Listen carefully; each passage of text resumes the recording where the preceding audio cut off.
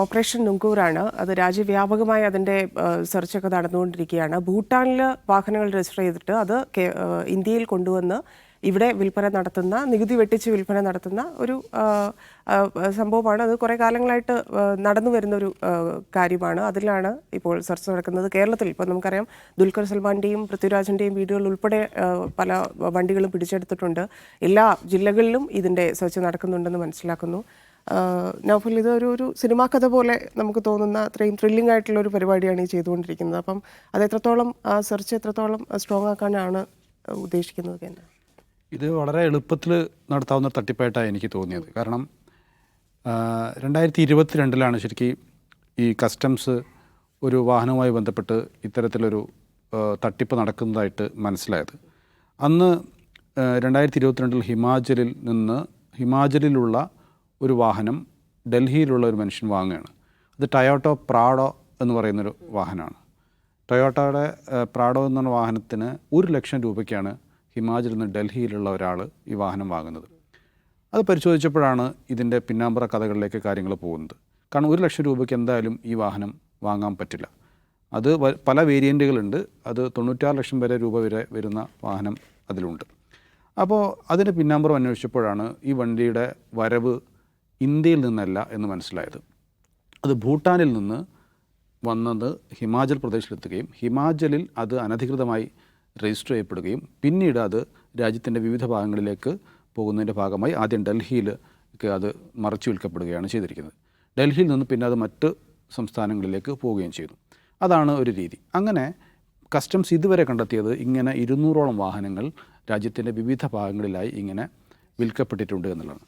അത് പറയപ്പെടുന്നത് ഭൂട്ടാൻ്റെ സൈനിക വാഹനങ്ങളാണ്, സൈനികർ ഉപയോഗിച്ചിരുന്ന വാഹനങ്ങളാണ് ഇങ്ങനെ അവിടെ നിന്ന് ലേലത്തിന് നിശ്ചിത വർഷം കഴിഞ്ഞാൽ അത് ലേലത്തിൽ പോകും. ലേലത്തിൽ തുച്ഛമായ തുകയ്ക്ക് അവിടെയുള്ള ആളുകൾ അത് ലേലത്തിലെടുക്കും. ഒരുപക്ഷെ ഇന്ത്യയിൽ നിന്ന് പോകുന്ന ആളുകൾ തന്നെ ആയിരിക്കാം ഒരുപക്ഷെ ലേലത്തിൽ അത് പിടിക്കുന്നത്.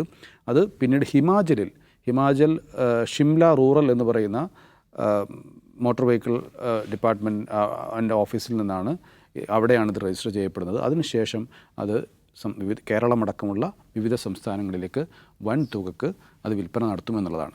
അപ്പോൾ നമുക്കിപ്പോൾ 1 കോടി രൂപയുടെ വണ്ടി ചിലപ്പോൾ 50 ലക്ഷം രൂപയ്ക്ക് നമുക്ക് കിട്ടും.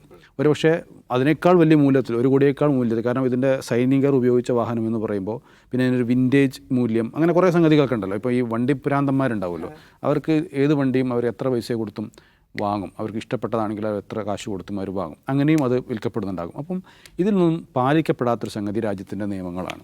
ഇവിടുത്തെ നികുതി, തീരുവ, ഈ കാര്യങ്ങളൊന്നും ഇല്ലാതെയാണ് ഈ വാഹനങ്ങൾ കൈമാറ്റം ചെയ്യപ്പെടുന്നത്. അതാണ് ഇതിലെ കേസ്. അപ്പോൾ ഇതിലിപ്പോൾ ഏറ്റവും കൂടുതലായി വന്നിരിക്കുന്നത് ഇപ്പം ദുൽഖർ സൽമാനും പൃഥ്വിരാജും അടക്കമുള്ള അവർ ഇത്തരം വാഹനങ്ങൾ വാങ്ങിയിട്ടുണ്ട് എന്നുള്ള കസ്റ്റംസിൻ്റെ കണ്ടെത്തലിൻ്റെ ഭാഗമായാണ് ഈ പരിശോധന നടത്തിയത്. ചില വാഹനങ്ങളൊക്കെ കസ്റ്റഡിയിലെടുക്കുകയും ചെയ്തിട്ടുണ്ട്.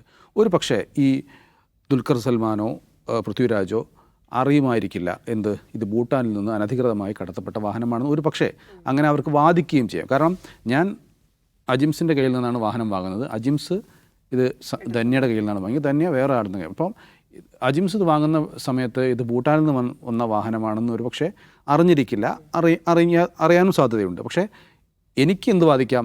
ഞാൻ അജിംസിൻ കയ്യിൽ നിന്ന് വാങ്ങുമ്പോൾ അജിംസ് എന്നോട് ഇത് ഭൂട്ടാനിൽ നിന്നുള്ള വാഹനമാണെന്ന് പറഞ്ഞിട്ടില്ല, പക്ഷേ ഞാൻ വാങ്ങി എന്ന് മാത്രമേ പറയാൻ പറ്റുള്ളൂ. അപ്പം ആ രീതിയിൽ ഒരു പക്ഷേ ഇവർക്ക് രക്ഷപ്പെടാൻ പറ്റിയേക്കും. പക്ഷേ ഇത് വലിയ നികുതി വെട്ടിപ്പ് നടന്നിട്ടുണ്ട് എന്നുള്ള കാര്യം കൃത്യമാണ്. അതുകൊണ്ട് തന്നെ ഇത് കൊണ്ടുവരുന്ന ഏജൻറ്റുമാരിലേക്ക് അന്വേഷണം പോകണമെന്നുള്ള കാര്യം ഉറപ്പാണ്.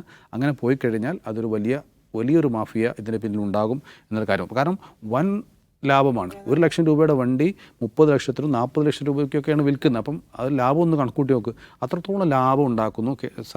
സർക്കാരിൻ്റെ സർക്കാരിന് നികുതി നൽകാതെ എത്രത്തോളം ലാഭം ഉണ്ടാക്കുന്നു എന്നുള്ളതാണ് വിഷയം. ഈ വിഷയം വന്നപ്പോഴാണ് നമ്മൾ പോണ്ടിച്ചേരിയിലെ വാഹന തട്ടിപ്പിനെ കുറിച്ചുള്ള, നികുതി വെട്ടിപ്പിനെ കുറിച്ചുള്ള കഥ നമുക്ക് ഓർമ്മ വരുന്നത്.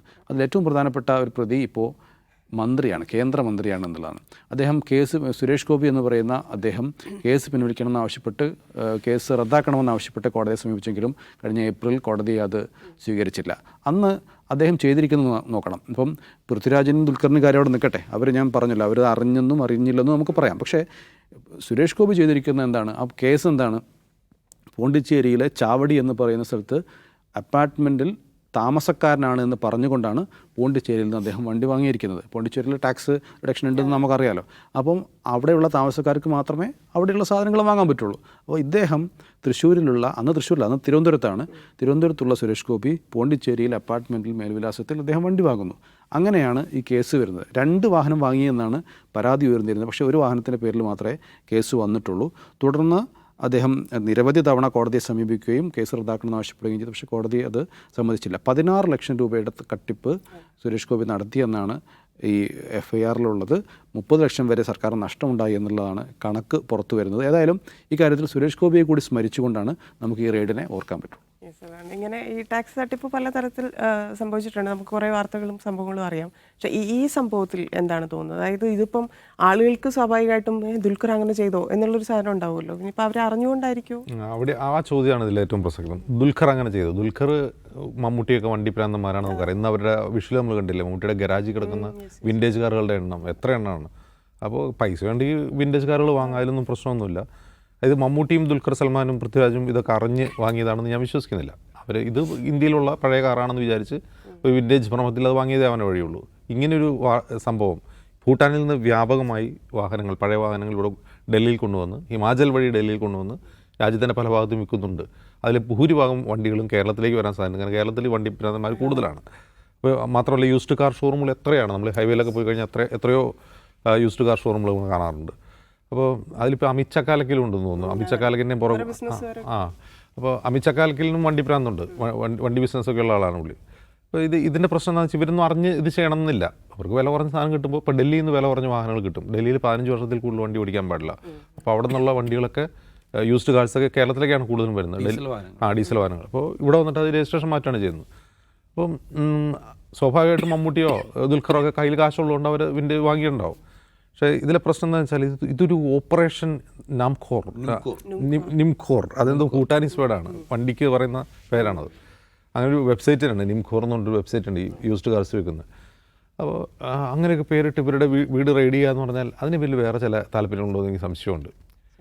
അതെന്താണെന്ന് വെച്ചാൽ ഇത് വളരെ സിമ്പിളായിട്ട് ഇപ്പോൾ കസ്റ്റംസ് ഇവരോട് ചോദിക്കുകയാണ് ഈ വണ്ടിയുടെ ഡീറ്റെയിൽസ് വേണം എന്ന് ചോദിച്ചാൽ അതിന് ഒരു ദിവസം മുഴുവൻ ഇവരുടെ വീട് പരിശോധിക്കുന്നു. വീട് പരിശോധിച്ച് ഈ വണ്ടി നിങ്ങളുടെ ആണോ, ഈ വണ്ടി നിങ്ങൾ എവിടെ നിന്ന് വാങ്ങിയെന്ന് ഒരു ക്വസ്റ്റ്യൻ ഒരു ഫോൺ ചെയ്ത് വെച്ചാൽ കിട്ടാവുന്ന ഒരു വിഷയത്തിന് വേണ്ടിയാണ് ഇവർ ഈ റെയ്ഡ് നടത്തുന്നത്.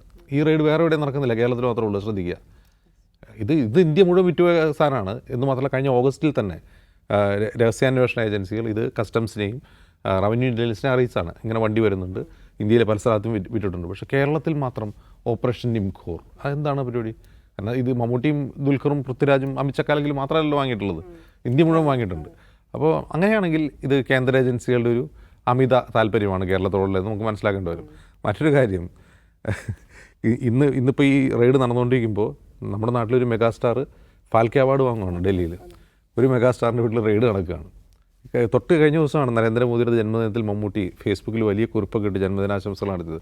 ഒരു കാര്യവുമില്ല. കേന്ദ്ര ഏജൻസികൾക്ക് സവിശേഷമായ താല്പര്യം കേരളത്തോടുണ്ട്. സവിശേഷമായ താല്പര്യം ഈ ഓപ്പറേഷൻ നിംഖോർ എന്നൊക്കെ പേരിട്ടുകൊണ്ട് നടന്നത്. പക്ഷേ ഞാൻ ഈ പറയുന്നത് ഒരു റെയ്ഡ് നടന്നത് തെറ്റാണെന്നും അല്ല ഞാൻ പറയുന്നത്. അതിൻ്റെ ഒരു അമിത താല്പര്യം അത് നമുക്കിവിടെ ദൃശ്യമാണ്.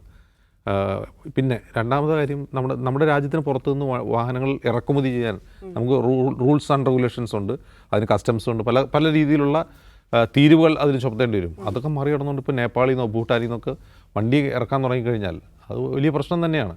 കാരണം അതിലൊരുപാട് ചതിക്കുഴികളും ഉണ്ടാകും. കാരണം ഈ വണ്ടിക്ക് എത്ര പഴക്കമുണ്ടെന്ന് ആർക്കറിയാം. ഇപ്പോൾ ഇവർ വിൻറ്റേജ് കാർ നോക്കിയിട്ടാണ് ഇത് വാങ്ങുന്നത്. അതല്ലാതെ ഡൽഹിയിൽ നിന്ന് ധാരാളം യൂസ്ഡ് കാർസ് രാജ്യത്തിൻ്റെ പല ഭാഗത്തും കേരളത്തിൽ ഉൾപ്പെടെ പലരും വാങ്ങുന്നുണ്ട്. ഈ വരുന്ന വണ്ടി ഇപ്പോൾ മിലിറ്ററി അവിടെ അവർ അബൻഡൻ ചെയ്ത വണ്ടിയാണ്, അതായത് ഉപേക്ഷിച്ച വണ്ടിയാണ്, കാലപ്പഴം കൊണ്ട് ഉപേക്ഷിച്ച വണ്ടിയാണ് ലേലത്തിലെടുത്ത് കൊണ്ടുവന്ന് ഈ മമ്മൂട്ടിക്കും ദുൽഖറിനെ കൊടുത്ത് പറ്റിച്ചേക്കുന്നത്. അപ്പോൾ സാധാരണക്കാർ ഓടിക്കാൻ വേണ്ടി വാങ്ങുന്ന യൂസ്ഡ് കാർ ഇതുപോലെ ഏതെങ്കിലും ഉപേക്ഷിച്ച വണ്ടിയാണോ, ഇതിൻ്റെ മേക്ക് എന്താണെന്നൊക്കെ ആർക്കറിയാം? അതിൻ്റെ ഡോക്യുമെൻസിൻ്റെ കൃത്യത എത്രയാണ്, അതിൻ്റെ രജിസ്ട്രേഷൻ്റെ കൃത്യത എന്താണെന്ന് ആർക്കറിയാം? അപ്പോൾ ആളുകൾ വഞ്ചിക്കപ്പെടാനുള്ള വലിയ സാധ്യതയുണ്ട്. അപ്പോൾ തീർച്ചയായിട്ടും നിയമ നടപടികൾ ശക്തമായിട്ട് മുന്നോട്ട് പോകണം. ഈ പറയുന്ന മാഫിയ, അങ്ങനെ ഒരു മാഫിയ ഉണ്ടെങ്കിൽ അതിനെ സ്റ്റോപ്പ് ചെയ്യണം, അത് ആ ബോർഡറിലെ സ്റ്റോപ്പ് ചെയ്യണം. പക്ഷേ ഈ ഓപ്പറേഷൻ നിംഖോറിൽ എനിക്കൊരു അമിത താല്പര്യം തോന്നുന്നു.